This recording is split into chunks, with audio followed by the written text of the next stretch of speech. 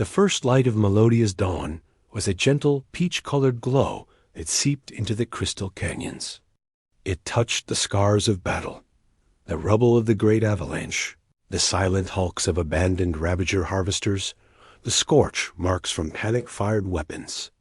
It was a soft light for a soft world. And into this light, from the dark places, the humans emerged. They came from the deep caves where they had hidden the Melodian survivors. They came from the shadowed fissures where they had waited out the final chaos in orbit. They were few.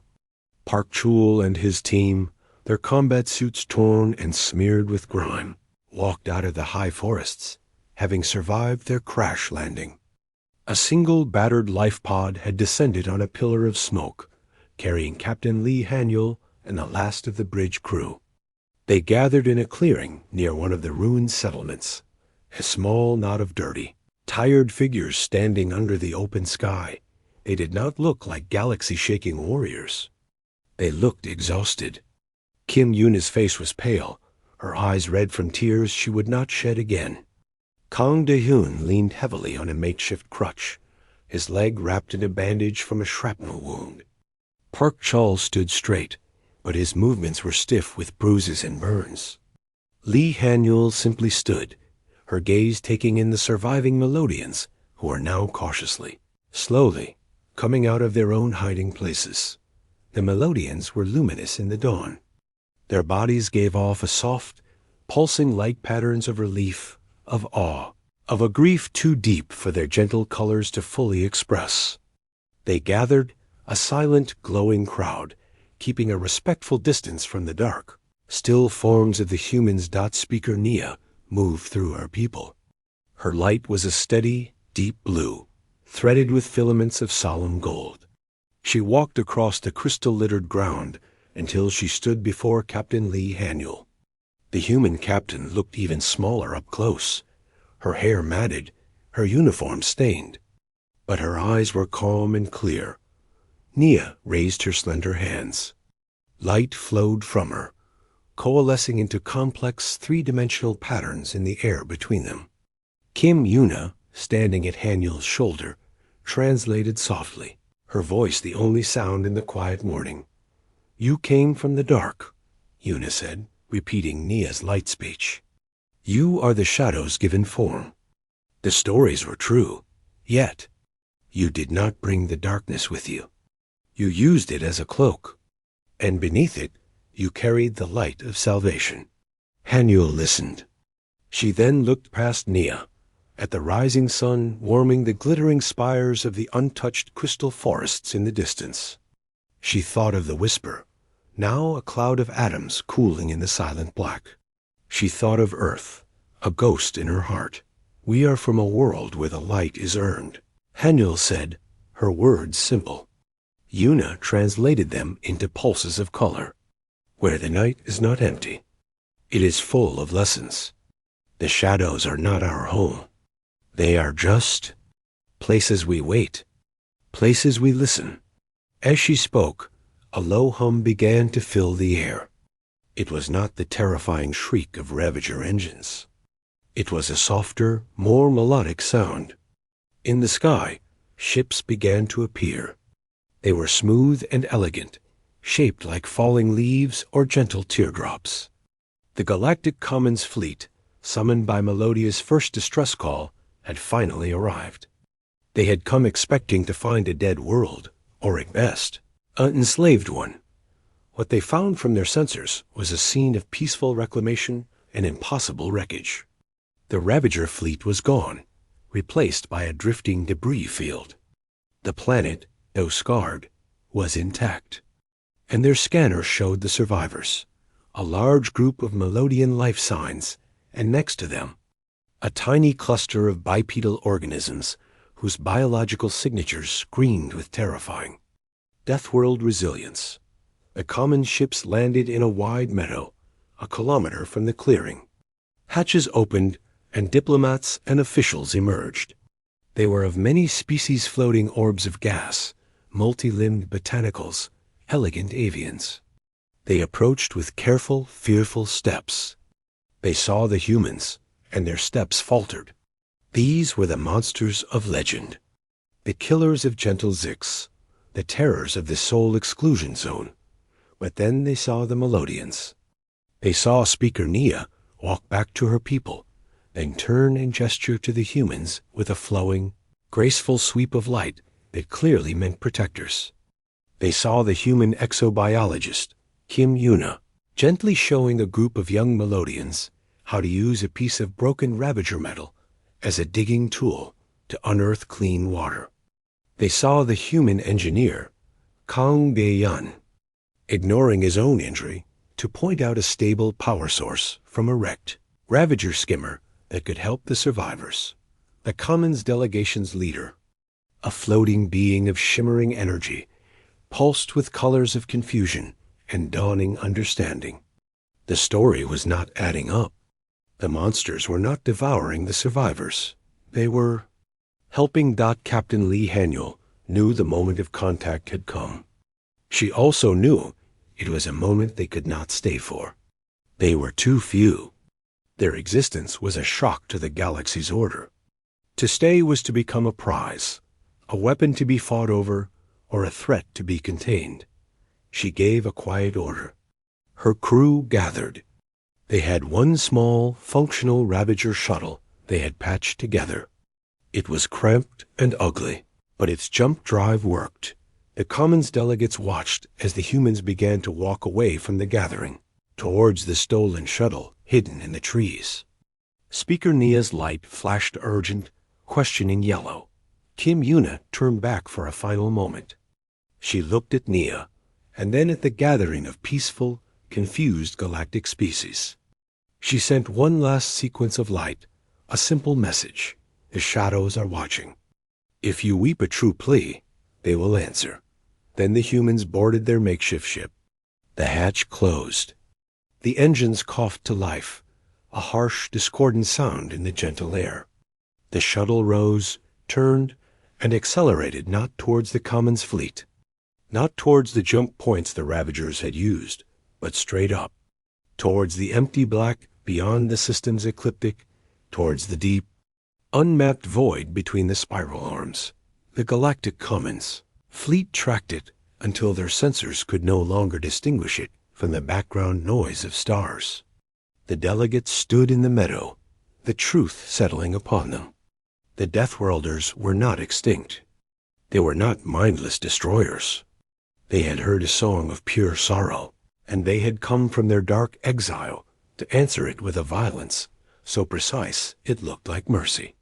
And then, having spent their only ship and many lives, they had returned to the dark. The story would spread across the Commons, changing with every telling. But the core would remain, a new legend to replace the old nightmare. The monsters were real. But sometimes monsters were exactly what you needed. And if the night ever grew too deep, and your song was one of true despair, you might just see a shadow detach itself from the greater darkness and come. The chaos on the ground had a predictable effect in orbit. The Ravager command ship, a hulking vessel shaped like a jagged thorn, began to receive increasingly panicked reports. Harvesting was stalled. Patrols were vanishing. A silent environmental plague had killed a crew. The planet itself seemed to be fighting back. The Ravager high drone, its insectoid mind wired for conquest, not for this eerie shadow war, reached a logical, brutal conclusion. If the planet was the weapon, then the planet must be destroyed. The resources were valuable, but the cost of this campaign was now too high. It would be a lesson to the rest of the galaxy. Orders were transmitted across the fleet.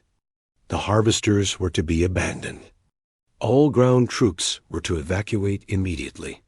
The fleet would reposition for a base Delta Zero operation, a full-scale orbital bombardment that would melt the planet's crust into glass, erasing the Melodian civilization and the mysterious shadows in one cataclysmic firestorm. On the bridge of the Whisper of Soul, the shift in Ravager signals was immediate and ominous. "They're recalling all ground units," Park Chol reported, his voice tense. Capital ships are moving into high-orbit bombardment positions. They're powering primary plasma lances. They're going to scorch the planet. A cold silence filled the bridge. They had succeeded too well. They had angered the giant, and now the giant was going to smash the entire anthill. Captain Lee Haniel did not hesitate. The time for shadows and tricks was over. Now was the time for a sacrifice, a move so stark and direct it would break the Ravager's will completely. "They think the planet is the enemy," she said. "We must show them they are wrong. We must show them the real enemy came from the dark." Execute final option. Final option was not a military tactic. It was a last, desperate piece of theater written by a dying species. It had two parts. The first part was the whisper itself. Kang Daeyeon had spent the last 48 hours preparing it. The old ship could not win a battle. But its core, a stabilized microsingularity used for jump calculations, could become a bomb of terrifying, localized effect. Daeyeon, his hands steady and his face grim, bypassed 100 safety protocols. He rigged the containment field to collapse in a cascade, but not all at once. He synced it to the ship's one remaining functional FTL jump coil. "The coil can't jump us," he explained to Haniel, his voice a low rasp. "But I can turn it into a targeting beacon. A very bright, very painful one.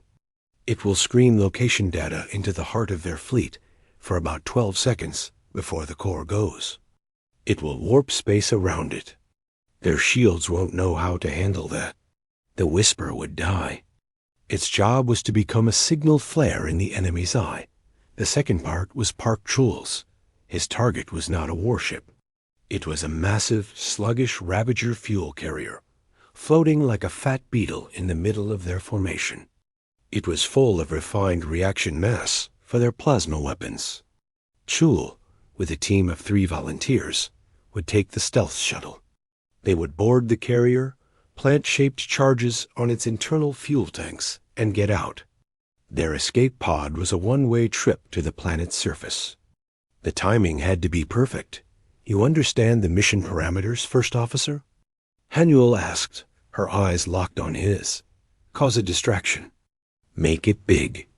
Don't come back," Chul said flatly. A ghost of a smile touched his lips. "It will be my pleasure." As Chul's team departed, the final part of the plan unfolded on the planet. Dr. Kim Yuna did not go with the shuttle. Her place was below.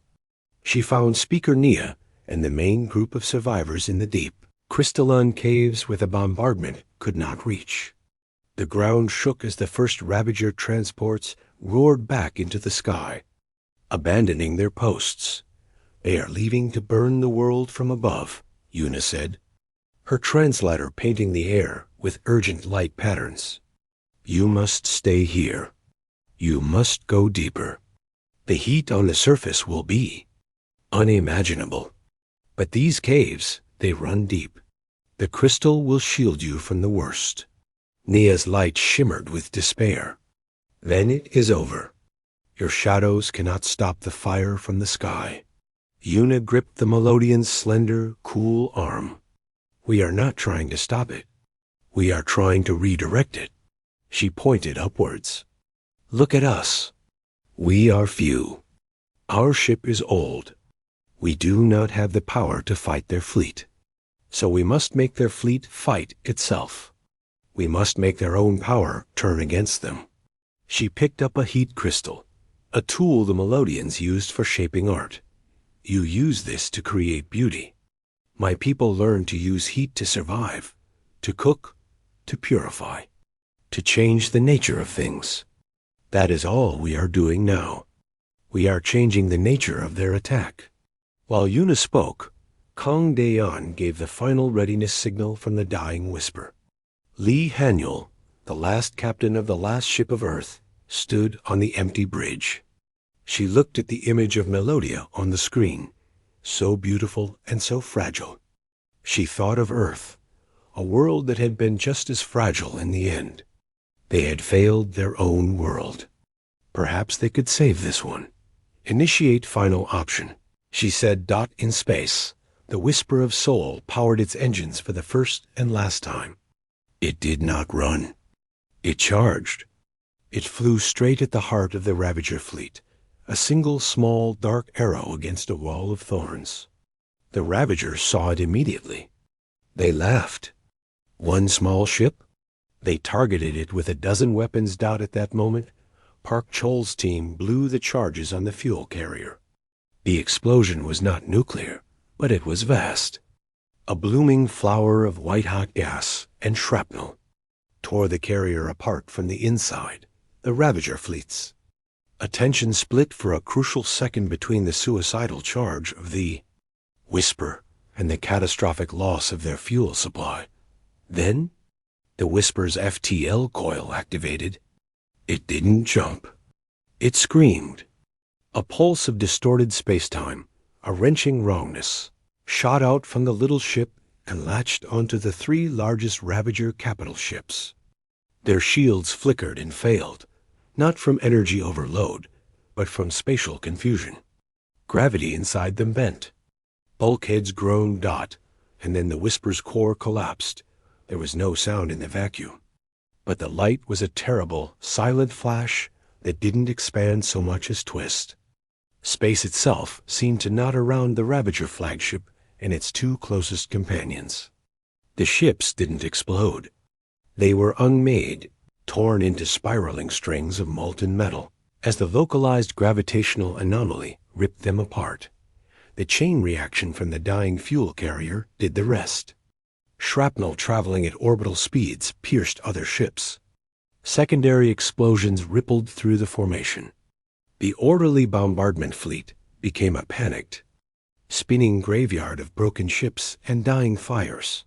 On the surface, in the deep caves, the Melodians felt the deep, silent tremors in the force, and saw through their sensors the flashes of dying lights in their sky. The promised rain of fire did not come. Speaker Nia looked at Kim Yuna, who was watching a portable scanner, tears cutting clean lines through the dust on her face. "The Whisper is gone," Yuna whispered. Then she looked up, her expression one of fierce, painful triumph. But so is their fleet. The Ravagers who remained, their command shattered, their will broken by a horror they could not classify, did not regroup.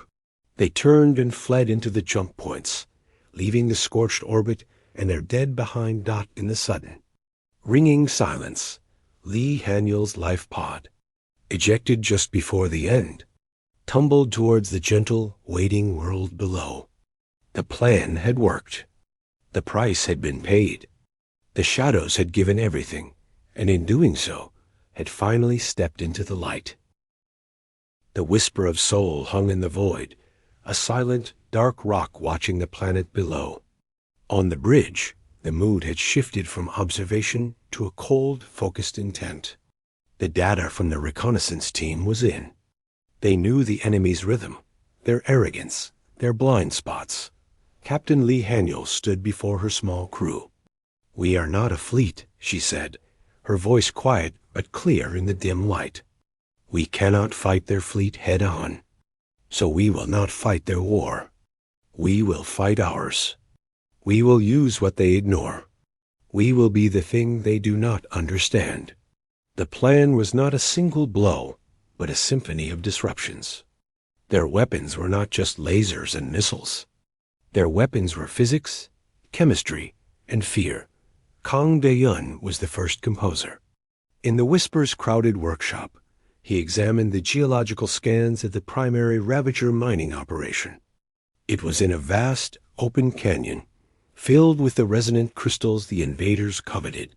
Ravager heavy lifters landed and took off with mechanical regularity. De-yun grunted, a smile touching his lips. He took 4 of the ship's old seismic survey charges, meant for probing asteroids. He modified them not to survey, but to resonate. He packed them with powdered crystal scrap from the shuttle's landing gear. His team, using the cover of night and their silent, gliding movements, placed the charges not under the Ravager camp, but into precise stress points in the canyon walls, 2 kilometers away. When the charges detonated, it was not a flashy explosion. It was a deep, subsonic thump that traveled through the bedrock. For a moment, nothing happened. Then, with a sound like the world groaning, the entire face of the canyon cliff sheared away. A slow-motion avalanche of billions of tons of crystal and rock fell across the mouth of the canyon, burying the mining site, 6 landed lifters, and 200 Ravager workers under a permanent mountain of debris. The Ravager commander's first report was confused. Geological event. Catastrophic collapse. No enemy fire detected. The next movement was Park Chul's. His target was a Ravager troop carrier that had settled near a Melodian river for water extraction. The Ravagers, confident in their orbital control, had only a light patrol around the ship. They did not watch the water itself. Chul and 2 others entered the river 5 kilometers upstream. They wore thermal damping suits and used rebreathers, moving with the current like logs. They carried simple, waterproof canisters. Reaching the carrier's intake pipes, they attached the canisters. Inside was not a bomb, but a concentrated brew of genetically engineered bacteria from the Whisper's biolab, a harmless cleanup, agent for toxic algae on Earth, to the Ravager biology. It was a voracious, flesh-eating plague.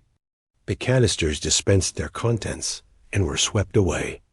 The humans vanished back downstream about 2 days later. The troop carrier was a ghost ship. The Ravagers inside had died in agony, their chitinous armor no defense against the microscopic enemy in their water. The Ravager combs crackled with new panic. Silent death.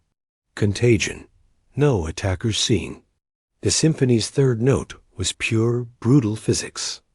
A Ravager patrol of 8 soldiers was moving through a high pass, hunting for reported shadow movements. They never looked up at the overhanging glacier of fused crystal above them. On the ridge overlooking the pass, a human soldier used a heavy magnetic rail cannon, a tool normally for moving cargo in high-gravity hangars. She didn't shoot the patrol. She fired a single dense projectile at a precise, hairline fracture in the glacier's anchor point. The crack was like a gunshot. The patrol looked up just in time to see several million tons of crystalline ice peel away and fall. They were erased from existence, not by a weapon, but by the landscape itself. The report this time was frantic. The planet is attacking us. The shadows are alive. Through it all, Speaker Nia and the other captive Melodians watched from their forced labor camps. They saw the canyon fall. They heard the whispers of the silent death in the water. They felt the deep tremors of the avalanche. The Ravagers were growing paranoid, striking at shadows, their orderly harvest dissolving into chaos. They started firing at strange rock formations, at gusts of wind that stirred the crystal dust, at their own reflections in the glassy cliffs. Nia remembered the shadowy figure in the canyon, the hard, certain gesture, target, resolve. This was not the warfare of fleets clashing in the stars. This was something older, more intimate, and far more terrifying. It was the warfare of a world where survival meant using every stone, every drop of water, every ounce of pressure. The Ravagers fought with tools they brought. These new beings, these shadows, fought with the world itself. One evening, as a confused Ravager guard paced near the prisoner enclosure, a small, dark object arced out of the gloom and landed at its feet. It was a simple rock, but etched onto it with a laser tip was a rough, recognizable image, the Ravager's own symbol for death, taken from their cum logs. It was not a transmission that could be traced. It was a stone, a piece of the planet, telling them they were marked. The guard screeched in alarm and blasted the rock into vapor, spinning to fire its plasma caster into the dark. It hit nothing, but the message was sent. The fear was planted dot in the hidden caves where the free Melodians hid. Kim Yuna worked on a different task. She showed a group of them how to identify the soft, bioluminescent fungi that grew in the deepest caves, fungi that were edible and rich in nutrients. She used a focused heat crystal, a Melodian tool for art, to demonstrate how to boil water from the icy underground streams, making it safe from the Ravagers' biological contamination. She taught them to use their own gentle light, not just for communication, but to see in the absolute blackness where Ravager light sensors were blind. She was not teaching them to fight. She was teaching them to endure, to survive, to wait.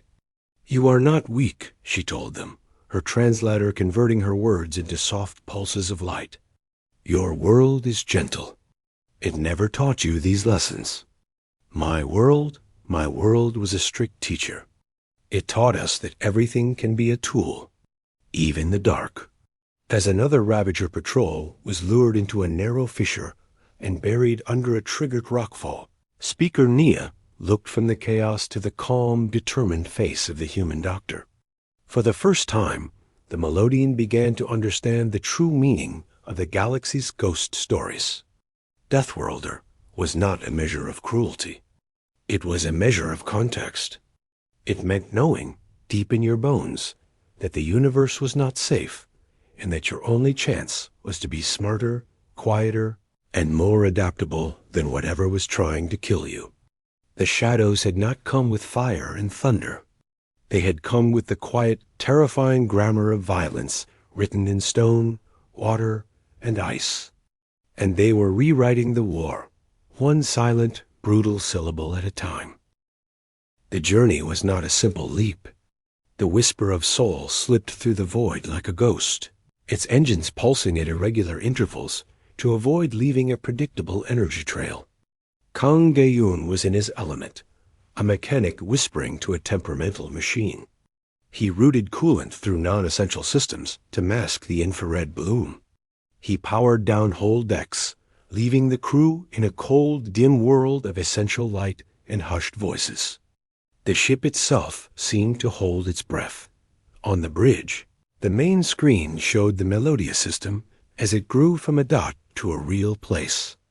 The data was passive, gathered from listening and watching, not from pinging the space around them with active sensors. The picture it painted was grim. A Ravager fleet, numbering over a dozen capital ships and dozens of smaller craft, orbited Melodia with the lazy arrogance of absolute control. They were angular things, covered in sharp spines and weapon pods, colored a dull, predatory bronze. Park Chol studied them, his eyes narrow. "They hold position like they own the sky," he murmured to Captain Lee Hanyul. "No patrol patterns outside the main cluster. Minimal sensor sweeps of the outer system. They are not expecting trouble." He pointed to the ground-side data, thermal blooms and energy signatures. "They have established primary harvesting operations here, here, and here. They are stripping the planet, not glassing it. This is a slow, greedy meal."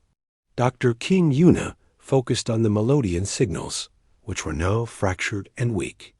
The beautiful, planet-wide song of sorrow had broken into 1,000 desperate, flickering pulses, localized cries for help, signals of hiding places, bursts of panic. "They are being rounded up," Yuna said, her voice tight. "The Ravagers are herding them into collection zones. Their resistance. It's light-based, trying to confuse, to create blinding flashes. It's not harming the Ravagers at all." She felt a surge of frustrated sadness. It was like watching someone try to stop a tank with a song. Lee Hanyul absorbed it all. "They fight like bullies, Chol. You are right. All frontal power, no subtlety. They have never faced an enemy that did not stand in front of them." She made a decision. "We need eyes on the ground. We need to see what we are working with. The environment, the Ravager foot soldiers, the Melodian state." A reconnaissance drop was ordered. It would be Park Chul in command, with Kim Yuna for xenolinguistic and biological assessment, and 2 other specialists. They would use the Whisper's single stealth shuttle, A cramped, angular craft coated in sensor-absorbent material. The descent was a controlled fall. The shuttle, nicknamed Midge, dropped from the Whisper's belly and fell towards Melodia on a ballistic trajectory, its engines cold. It was a rock tumbling into the atmosphere.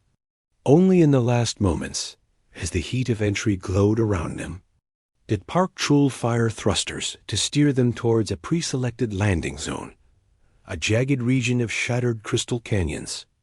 It signals a chaotic mess that would hide their arrival. They landed in a deep gorge, the cliffs glowing with a soft internal light. The moment the hatch hissed open, the difference between their world and this one was immediate. The air was sweet and thin. The gravity was a gentle pull, perhaps 2/3 of Earth standard. To the humans, it felt like they could float. Kim Yuna took a cautious breath, her exobiology scanner already humming. Atmosphere is non-toxic, high in oxygen. Low pathogen count. It's a gentle world. Park Chul was not here to admire the scenery. Move, spread out. Silent running. His voice was a whisper in their helmet combs. They wore adaptive camouflage suits, which did not make them invisible, but broke up their outline, mirroring the colors and textures of the crystal forest behind them with a lag of a few seconds. And then they moved.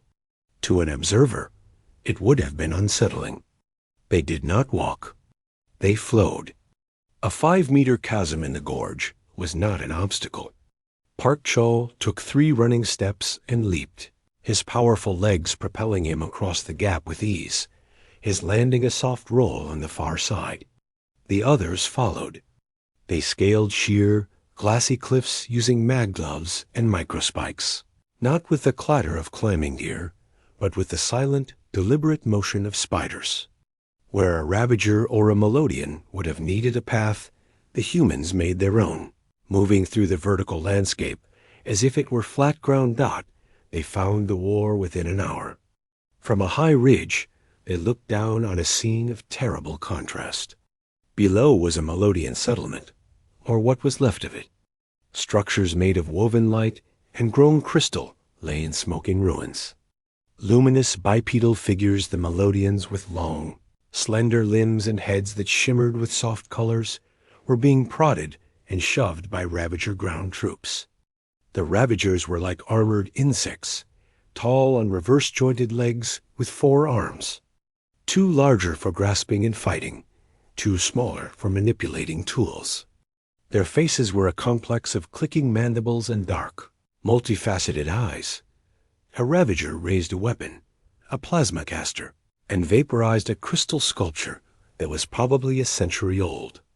The Melodians flinched, their body lights flashing in a panicked, discordant pattern. One Melodian, slightly taller, with a cascade of violet light shimmering from its head speaker Nia, stepped forward. It raised its hands, and a powerful, beautiful pulse of golden light erupted from it.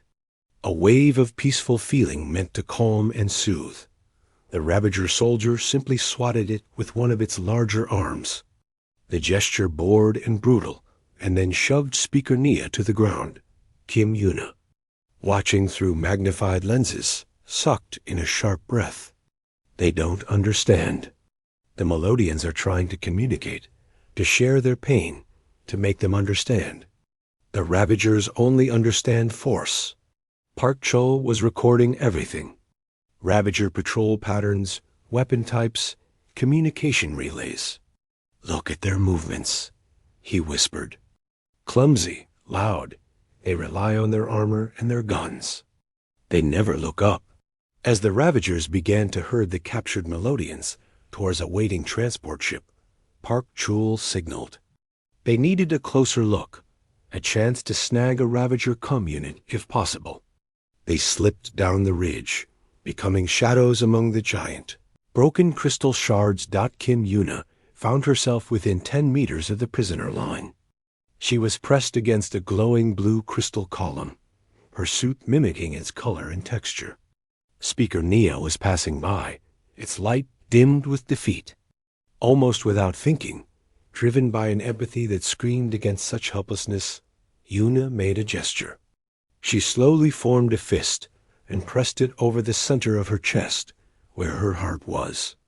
Then she slowly extended her index finger, pointing it directly at the back of the nearest Ravager guard. She held the pose for just 2 seconds before melting back into the crystal. Speaker Nia stopped. Its luminous head turned. Its complex eyes, pools of shifting light, focused on the spot where Yuna had been. There was nothing there now but crystal and shadow. The Melodian's light flickered confusion, then a slow, dawning comprehension. The gesture was not from its culture. It was simple, direct, and carried a meaning that transcended language. Focus, target, resolve. The Ravager guard jerked Nia forward, and the moment was broken. But as the Melodian was led away, a single, steady pulse of deep blue light emanated from it, not a cry of despair, but a signal of acknowledgement, a note of fragile, kindled hope left hanging in the sweet, thin air of its dying world. The world of Melodia was dying, and its song had become a funeral dirge. In the vast, quiet darkness of space, the planet was a beautiful, swirling jewel of soft blues and shimmering silver. From its surface, the Melodian people sent their final cry into the void. It was not a military signal. It was not a structured plea for aid on official channels. It was a raw, telepathic wave of pure emotion, a broadcast of despair, so profound it was like hearing an entire planet weep. The signal washed over the listening posts of the galactic commons. The species of the Alliance received it with a shared pang of sorrow. The insectoid ravagers were a known terror, a locust swarm that stripped worlds. Melodia, a planet of artists and philosophers, of beings who communicated through light and empathetic song, stood no chance. The signal was processed, logged, and mourned. The peaceful members of the Commons had no armies to send, no weapons that could break a Ravager siege. They listened and they grieved, feeling utterly helpless. They could only bear witness to the end of a beautiful, gentle culture. The wave of psychic sorrow did something unusual. It was so powerful, so fundamentally organic, that it seeped into frequencies, usually ignored, into the background static at the very edge of the galactic spiral. It traveled further than any distress call ever had, piercing the dusty, silent veil of the soul exclusion zone. This was a quarantined sector of space, marked on all galactic charts with warnings of extreme gravitational anomalies, lethal radiation, and a hyper-evolved predator species that had supposedly torn itself apart millennia ago. A place of nightmares, a dead zone. Drifting in that perfect, absolute silence was a ship. It was not like the sleek vessels of the Commons or the spiked horrors of the Ravagers. This ship was all harsh angles and patched armor, shaped less for beauty and more for punching through violent atmospheres. Its hull was scorched and pitted. On its side, faded lettering read, UENSIS Whisper of Soul. Inside, the light was dim and functional. The air smelled faintly of ozone, recycled water, and machine oil. On the bridge, Captain Lee Haniel watched the main screen, which usually displayed passive sensor data of empty space. A soft, persistent chime had begun to sound. "Report," she said, her voice calm and low. At the science station, Dr. Kim Yuno was frowning, her fingers moving swiftly over her console. "An incoming broadband pulse, Captain. It's not data. It's empathic resonance. Telepathic in nature, bypassing all normal protocols." Her face, illuminated by the soft screen light, showed confusion and a deepening distress. She put on a headset, her eyes closing as she focused. The bridge crew waited. First Officer Park Chul stood stiffly at the tactical station, his gaze fixed on Yuna, in the engineering pit below. Kang Dae-yoon looked up from a tangle of wiring, his greasy hands still. A sound began to fill the bridge. It started as a hum, then resolved into something that was not a language, but was understood in the heart. It was the sound of crystal breaking, of gentle waves turning to acid, of a beautiful light being smothered. It was the sound of children's fear and elders' resignation, all blended into a single heartbreaking song of ending. Tears streamed silently down Kim Yuna's cheeks. She didn't wipe them away. "It's a distress call," she whispered, her voice thick. "But it's not asking for soldiers. They're sharing their last moments. They are singing their own death to the universe. They just don't want to die alone." She opened her eyes, shining with moisture. "The species is called Melodian. Their world is under attack by something called Ravagers. The Melodians have no way to fight. They are just saying goodbye." A heavy quiet followed, broken only by the haunting, beautiful sorrow whispering from the speakers. Kang De-yun broke it, his voice a low grumble from the pit. "So, the big peaceful galaxy is getting eaten alive, and all they can do is cry about it." He shook his head, a gesture of grim understanding, not mockery. Park Chol's jaw was tight. "Ravagers. Scans from the pulse suggest orbital dominance. Ground forces deployed for harvesting. Standard Conqueror playbook. They will take everything and leave the bones." He looked at Hanyul. "The commons won't respond. They don't know how." Captain Lee Hanyul had not moved. She stared at the screen, now showing a visual translation of the signal rippling waves of cool blue light that were suddenly pierced by jagged, violent red spikes. The death of a song. She thought of Earth, of its crushing gravity, its poisonous plants, its erratic volcanoes and savage storms. A world that taught every lesson with claws and teeth. A world that had forced humanity to become resourceful, to hide, to endure, and yes, to fight. They were the ghosts of the galaxy, the monsters in the dark that other species warned their young about. The Deathworlders. For a century, the Whisper and the few other surviving ships had drifted, hiding, surviving, guarding the secret that humanity had not gone entirely extinct after the great scouring of Earth. They were observers. Never seen. This signal was not a political request. It was not a strategic offer. It was a soul crying out in the dark. Hanyul turned from the screen. Her face, usually so composed, was set in lines of firm resolve. She looked at Yuna, whose empathy had connected them directly to the pain of a world. She looked at Chul, whose mind was already dissecting enemy tactics. She looked at De-yun, who could make weapons from scrap and keep a dying ship alive. "They wept," Captain Lee Hanyul said, her simple words cutting through the psychic dirge. "They wept, and everyone with clean hands and quiet worlds is listening, but no one is answering." She took a slow breath, the weight of a species' cursed legacy on her shoulders. "We will answer. Set a course for the Melodia system. Maximum stealth. No active scans. We are a shadow. Let's see what the light has to show us." Park Chol nodded once, a sharp, fierce motion, and his hands flew over his console. Kang De-yun gave a snort that was almost a smile and plunged back into his wiring, preparing the ancient engines for a hard burn. Kim Yuna wiped her tears, her sorrow hardening into a mission. She would be their voice, their translator, their link to the ones who were suffering. The Whisper of Soul, a patchwork relic from a nightmare planet, pivoted in the dark. Its engines glowed a faint, contained orange, not with the brilliant flash of commons drives, but with the deep, throaty rumble of contained power. It did not declare war. It did not send a challenge. It simply moved, like a predator shifting its weight in the deep grass, or a shadow detaching itself from a greater darkness. It turned towards the weeping song and began to run, silent and deadly, towards the light.